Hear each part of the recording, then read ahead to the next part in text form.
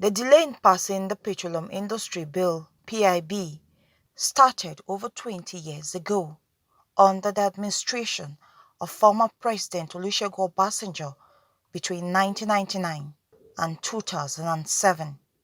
The bill was introduced in 2008 by the then President Umaru Musa Yar'Adua to the National Assembly. The first objection was from the international oil companies and the Nigerian National Petroleum Corporation (NNPC). In order to ensure its speedy passage, then Minister of State for Petroleum, Ibekachukwu, championed the breaking down of the bill into different parts in 2015. We have gone through history of the PIB. Currently, we have the PIB split by the 8th Assembly into 4 parts, looking at the complexities where they ranked the ones that are less controversial. They want to pass that first before they get into the ones they consider as being more controversial. Plans to have the bill passed before the end of the legislative sitting in 2016 did not materialize. The question about the PIB is, like a long-standing one. It's been close to 2 decades. We've had these conversations and consultations around the PIB, and we are still nowhere close to having it. In 2019, leadership of the National Assembly at different times promised the PIB will be addressed.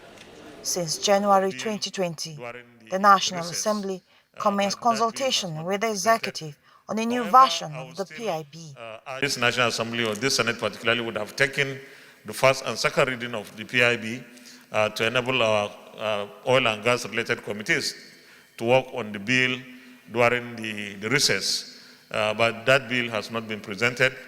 It is our hope and desire and commitment that we are able to break the jinx that has visited the PIB since 2007. PIB has defied passage. PIB has defied assent.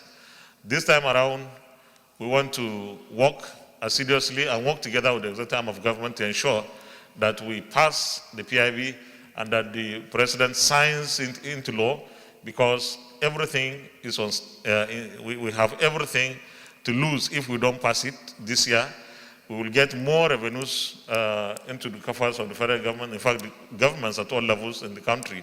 Today, the 9th Assembly is on its annual recession, and the Petroleum Industry Bill is yet to get to its corridors, let alone its chambers.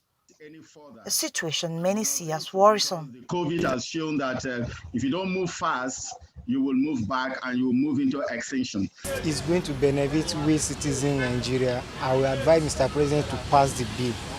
Because once it's passed, it will open up the industry for foreign investors. Another source of concern is the content of the bill. As it stands, only the executive knows what is in the bill. The PIB has 294 sections, and it's generally in 2 parts, really. The PIB, the Petroleum Industry Bill, and the Petroleum Industry Fiscal Bill.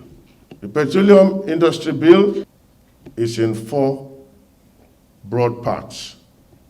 A part dealing with governance, another part dealing with administration, another part dealing with host community development, and the 4th part dealing with interpretations. When this bill is passed, Nigeria will be one of the most attractive investment destinations in the oil industry.